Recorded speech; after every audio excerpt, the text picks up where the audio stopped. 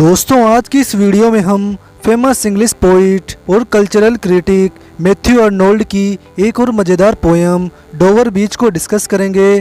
दोस्तों ये बहुत ही सिंपल और इंटरेस्टिंग पोयम है और आज हम इसे लाइन बाय लाइन एक्सप्लेनेशन के साथ कंप्लीट करेंगे। So now without delay let's start the poem. About the poem. This poem was first published in his collection New Poems in 1867. दोस्तों इस पोएम को पहली बार 1867 में मैथ्यू अर्नोल्ड ने अपने पोइट्री कलेक्शन न्यू पोएम्स में पब्लिश किया था। It is a dramatic monologue. दोस्तों ये पोएम एक ड्रामेटिक मोनोलॉग है। ड्रामेटिक मोनोलॉग पोइट्री की एक फॉर्म होती है जिसमें एक स्पीकर होता है और एक लिसनर होता है। पोएम में पोइट मैथ्यू अर्नोल्ड एक स्पीकर हैं जो कि पूरी पोएम में बोलने का काम करते हैं और दूसरी तरफ इनकी वाइफ हैं जो कि एक लिसनर हैं। ये पूरी पोएम में कुछ नहीं बोलती, सिर्फ पोइट को सुनने का काम करती हैं। It is a lyric poem. ये पोएम एक लिरिक पोएम है, यानी कि इसे एक सॉन्ग की तरह गाया जा सकता है। Rhyming scheme of the poem is ABBAC DD CC। इस पोएम की राइमिंग स्कीम है ABBAC DD CC। नेचर यानी कि पोएम में समुद्र की लहरों और किनारे की नेचुरल खूबसूरती को अच्छे तरीके से डिफाइन किया गया है। लॉस ऑफ क्रिश्चियनिटी यानी कि लोगों में क्रिश्चियन धर्म से विश्वास लगातार कम होना और प्यार इस पोएम की मेन थीम्स हैं। दोस्तों एक बार पोएम के बारे में शॉर्ट में आपको बता दूं कि इस पोएम को मैथ्यू अर्नोल्ड ने इंग्लैंड के किनारे डोवर बीच पर लिखा था जब वो अपनी वाइफ के साथ हनीमून मनाने के लिए डोवर बीच गए थे। पोएम में उन्होंने समुद्र की लहरों और समुद्र किनारे की खूबसूरती को बहुत ही अच्छे तरीके से डिफाइन किया है। साथ ही उन्होंने लोगों का क्रिश्चियन धर्म से जो विश्वास कम हो रहा है उसके बारे में भी बताया है। तो दोस्तों अब बिना किसी देरी के स्टार्ट करते हैं आज की poem. The sea is calm tonight. Poet Matthew Arnold रात में इंग्लैंड के डोवर बीच पर खड़े होकर समुद्र को देखते हुए कहते हैं कि आज रात समुद्र बहुत ही शांत है। The tide is full. समुद्र शांत भी है और उसके पानी में जोश है यानी कि ज्वार है। दोस्तों टाइड का मतलब होता है ज्वार या पानी की हलचल। The moon lies fair upon the straits. और चांद की परछाई समुद्र के पानी में पड़ रही है। दोस्तों स्ट्रेट्स का मतलब होता है दो आयरलैंड के बीच का समुद्र। यहाँ पर स्ट्रेट इंग्लैंड और फ्रांस के बीच का समुद्र है जैसा कि आप अपने स्क्रीन पर देख सकते हैं। On the French coast the light gleams and is gone. आगे पोइट कहते हैं कि मुझे फ्रांस के किनारे पर एक लाइट चमकती हुई दिखाई दे रही है लेकिन ये थोड़ी देर में अचानक से गायब हो जाती हैं। यानी कि फ्रांस के किनारे पर ये सूरज की रोशनी थी जो कि सूरज के डूबने के साथ ही गायब हो गई। The cliffs of England stand glimmering and vast. England के समुद्र किनारे पर ये जो ऊंची और बड़ी चट्टानें हैं वो चांद की रोशनी में चमक रही हैं। क्लिफ्स का मतलब होता है समुद्र किनारे की चट्टानें जैसा कि आप अपने स्क्रीन पर देख सकते हैं। वास्ट यानी विशाल या बड़ी। आउट इन द ट्रैंक्विल बे। और इन चट्टानों के पास जो खाड़ी हैं वो भी शांत लग रही हैं। ट्रैंक्विल का मतलब होता है शांत। बे यानी खाड़ी। दोस्तों अभी तक पोइट ने अपने आसपास के माहौल के बारे में बताया है कि वो जहाँ पर खड़ा है वहाँ समुद्र एकदम शांत है। चांद की परछाई समुद्र में पड़ रही है। समुद्र किनारे पर बड़ी बड़ी चट्टानें हैं और इन चट्टानों के पास गहरी खाड़ी हैं जो भी एकदम शांत हैं। Come to the window sweet is the night air. दोस्तों बागी पोइट अपने किसी कंपेनियन को खिड़की के पास आने के लिए कहते हैं जिससे दो बातें क्लियर होती हैं। एक तो वो किसी घर के अंदर हैं तभी तो वो अपने किसी कंपेनियन को खिड़की के पास आने के लिए कह रहे हैं और यहाँ पर वे अकेले नहीं हैं, उनके साथ उनका कोई साथी भी है। अब ये साथी उनका कोई फ्रेंड हो सकता है, उनका कोई रिलेटिव्स हो सकता है या फिर उनकी वाइफ भी हो सकती हैं, लेकिन पोएम में कहीं भी इसका नाम मेंशन नहीं किया गया है। पोइट अपने साथी से कहते हैं कि खिड़की के पास आओ और रात की ये जो हवा है ये बहुत ही स्वीट है, इसे एंजॉय करो। Only from the long line of spray where the sea meets the moon blind land. अब आगे पोइट अपने साथी से कहते हैं कि देखो वहाँ समुद्र में जो झाग की लाइन बनी हुई है वहाँ पर समुद्र चांद की रोशनी से सफ़ेद हुए बाग से मिलता है। दोस्तों स्प्रे का मतलब होता है झाग। मून ब्लाइंड लैंड यानी चांद की रोशनी से समुद्र का सफ़ेद होने वाला बाग जैसा कि आप अपने स्क्रीन पर देख सकते हैं। Listen, you hear the grating roar of pedals which the waves drop back and fling. Poet अपने साथी से कहते हैं कि क्या तुम्हें समुद्र किनारे के पत्थरों की घिसने की आवाज़ सुनाई दे रही है, जो कि लहरों के इन पत्थरों को बहाकर ले जाने के कारण आ रही हैं। समुद्र की लहरें इन पत्थरों को बहाकर ले जाती हैं और वापस इन्हें समुद्र किनारे पर छोड़ देती हैं, जिससे पत्थरों के घिसने की आवाज़ आती है। दोस्तों, ग्रेटिंग का मतलब होता है घिसना। रोर का यहाँ पर मतलब है आवाज़। पेबल्स यानी समुद्र किनारे के छोटे पत्थर। ड्रो बैक इन फ्लिंग यानी बहाकर ले जाना और वापस छोड़ जाना।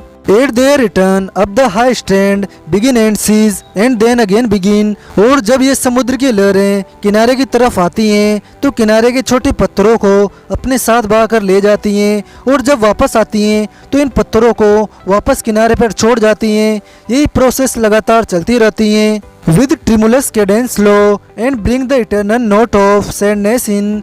अब आगे पोइट कहते हैं कि लहरों के पत्थरों से टकराने से एक टाइप की रिदम बनती है, और ये रिदम दुख से भरी हुई है। यानी कि जब ये लहरें पत्थरों से टकराती हैं तो जो आवाज़ आती है वो पोइट को कभी ख़त्म न होने वाले दुख की याद दिलाती हैं। Sophocles long ago heard it on the Aegean.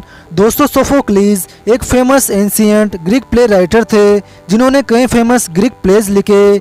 Aegean एक समुद्र है। पोइट इमेजिन करते हुए कहते हैं कि हो सकता है सोफोक्लीज कभी इस एजियन समुद्र किनारे पर खड़े हुए होंगे और उन्होंने भी मेरी तरह लहरों के पत्थरों से टकराने की दुख भरी आवाज़ सुनी होगी।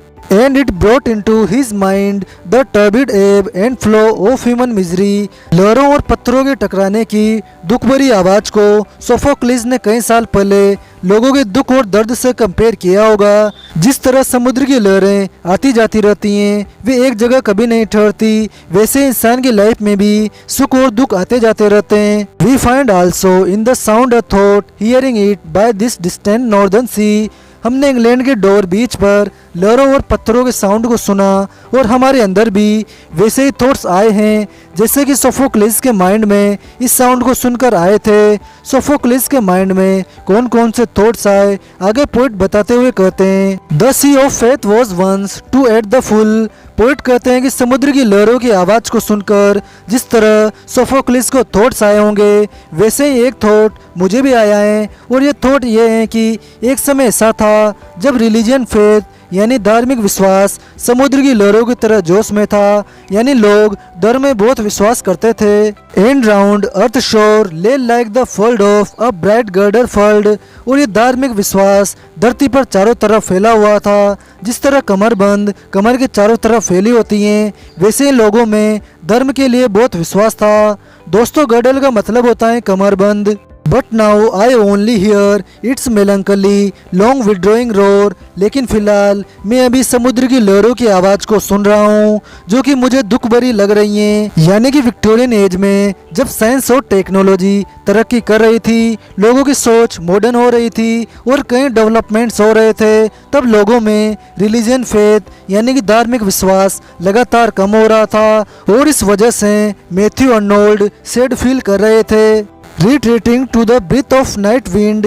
लेकिन अब ये रिलीजियन फेथ भी समुद्र की लहरों की तरह पीछे हट रहा है। यानी कि अब लोगों में धार्मिक विश्वास खत्म हो रहा है। Down the vast edges dear and naked singles of the world.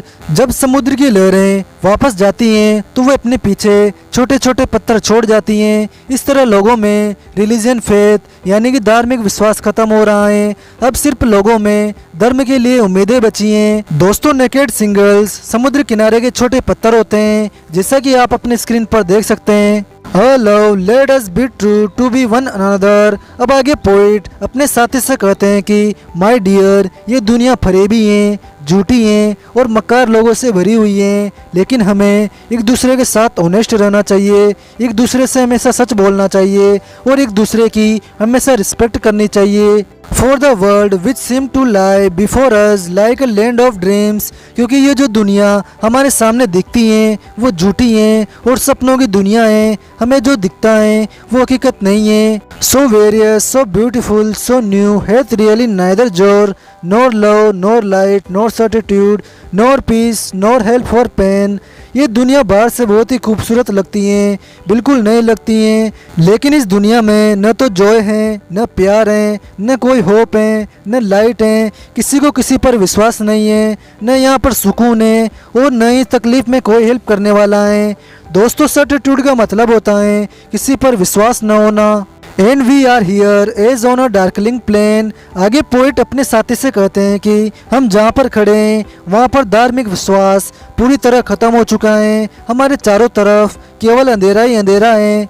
Swept with confuse alarms of struggle and flight. और यहाँ इस लैंड पर चारों तरफ स्ट्रगल है, किसी तरह की कोई हैप्पीनेस नहीं है। Where ignorant armies clash by night. हम एक ऐसी अंधकार भरी दुनिया में रहते हैं जहाँ अनजान लोग आपस में एक दूसरे से लड़ते झगड़ते रहते हैं। इस दुनिया में न तो रिलीफ है, न प्यार है और न ही हैप्पीनेस है। ओवरऑल इस पूरी पोएम में मैथ्यू अर्नोल्ड ने बताया कि जिस तरह समुद्र की लहरों का पानी किनारे से वापस समुद्र में चला जाता है, उसी तरह इस दुनिया से रिलीजियन फेथ यानी धार्मिक विश्वास भी खत्म हो रहा है और इसकी जगह लड़ाई झगड़े और वायलेंस बढ़ रहे हैं, जो कि इस दुनिया की बर्बादी की वजह बन सकते हैं। तो दोस्तों यहीं पर मैथ्यू अर्नोल्ड की पोएम डोवर बीच कंप्लीट होती है। और कैसी लगी आपको यह पोएम कमेंट सेक्शन में ज़रूर बताएं। फ्रेंड्स अगर आपको वीडियो अच्छा लगा हो तो इसे लाइक करें, अपने फ्रेंड्स के साथ शेयर करें और चैनल को सब्सक्राइब जरूर करें।